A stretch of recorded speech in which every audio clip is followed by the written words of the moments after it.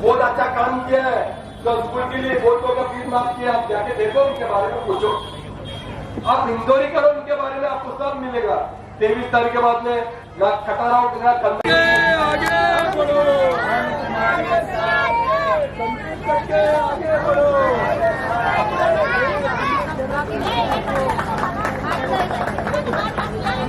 भाई और बहनों को सबसे पहला मेरा नमस्कार।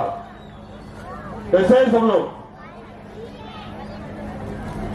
देखिए, अभी चुनाव के 2 दिन बचे हैं। कल आखिरी प्रचार है और 20 तारीख को चुनाव है। पिछले अनेक वर्षों से धारावी में चुनाव हो रहा है और अनेक वर्षों से एक ही परिवार इस धारावी पे जीत रहा है। लेकिन जो परिवार जीत रहा है, उस परिवार ने धारावी के लिए क्या किया, ये सबसे बड़ा सवाल जो है आज धारावीकरों के मन में है। मैं एक धारावीकर हूं, मुझे सभी लोग यहां पे जानते हैं। मेरे पिताजी दत्तूगढ़ के यहां से नगर सेवक रह चुके हैं। ये राजीव गांधी नगर बसाने में और इसको बचाने में सबसे बड़ा हाथ अगर किसी का होगा तो मेरे पिताजी दत्तूगढ़ का होगा। क्योंकि मुझे पता है कि जब 2000 के समय ये बस्ती बस रही थी, उस समय हमेशा यहाँ पे बीएमसी के अधिकारी, पुलिस, कलेक्टर के अधिकारी आते थे ये बस्ती तोड़ने के लिए। लेकिन उस समय यहाँ के लोगों के साथ में हमेशा अगर कोई खड़ा रहा होगा तो यहाँ के नगर सेवक दत्तूगढ़ के खड़े थे। जो ईमानदार लोग लड़ रहे हैं उनको साथ देना चाहिए, वो हमारे साथ में आए। और जो बिकना चाहते हैं उनके लिए तो पूरा मैदान और पूरा मार्केट खड़ा है। तो जाते जाते मैं आप सबको नारा दूंगा, लड़ेंगे, लड़ेंगे। मैं सभी मेरे कार्यकर्ताओं को विनती करता हूं कि ये जो किचन, देखिए, लोगों में बड़ा गुस्सा है। पिछले 40 सालों में धारावी के साथ में जो हुआ है उसके प्रति लोगों में बड़ा गुस्सा है। क्योंकि 40 साल में यहाँ पे विकास के नाम पर कुछ नहीं हुआ। यहाँ पे ना स्कूल बने, ना अस्पताल बने, ना सड़कें बनी, ना शौचालय बना। आप धारावी के गली गली में घूमोगे तो आपको सिर्फ गंदगी दिखेगी, कचरा दिखेगा। अब यहाँ पे विकास के नाम पर ये पूरा धारावी जो है अदानी को दिया गया है। तो हम सबको विकास चाहिए, क्योंकि धारावी की परिस्थिति ऐसी है कि 100 स्क्वायर फीट में 6 लोग रहते हैं और एक सिंगल शौचालय जो है वो 250 लोग यूज करते हैं।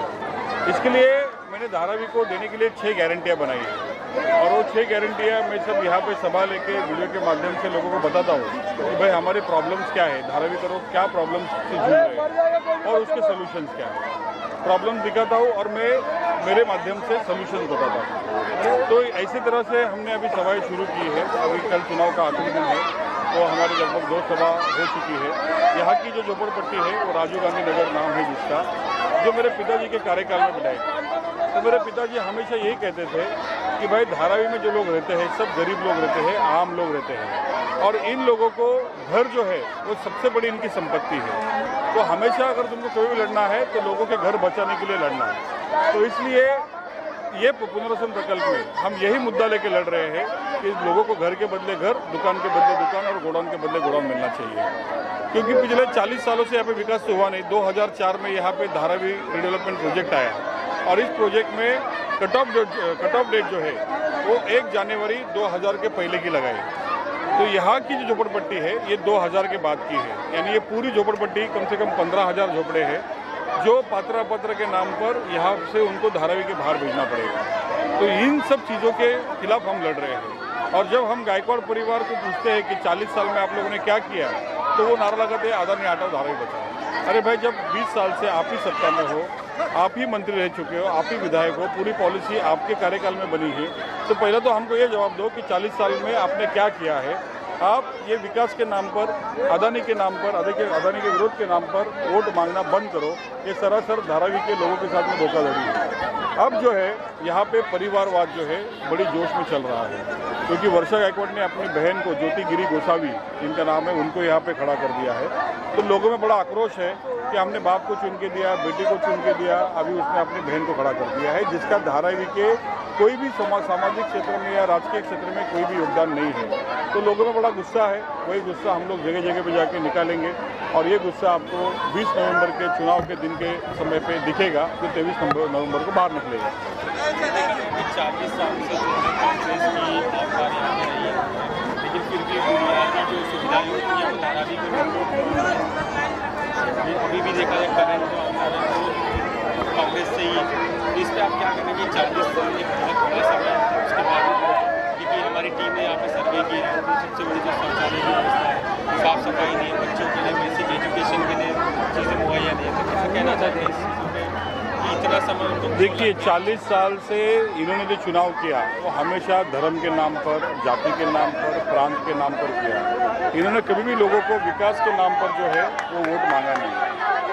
विकास के नाम पर इन्होंने कभी भी लोगों को वोट नहीं मांगा और इसके वजह से धारावी की ये परिस्थिति हुई है। और अभी भी जो है वो वोट मांग रही है धारावी को अदानी से बचाने से।